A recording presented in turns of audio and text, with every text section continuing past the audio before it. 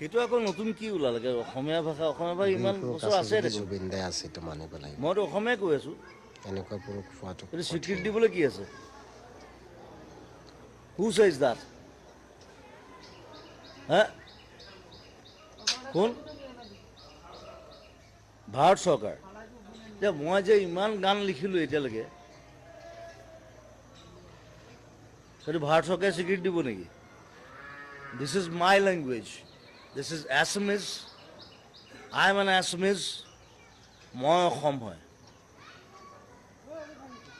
সেইটো ভাৰত চৰকাৰে স্বীকৃতি দিব নোৱাৰে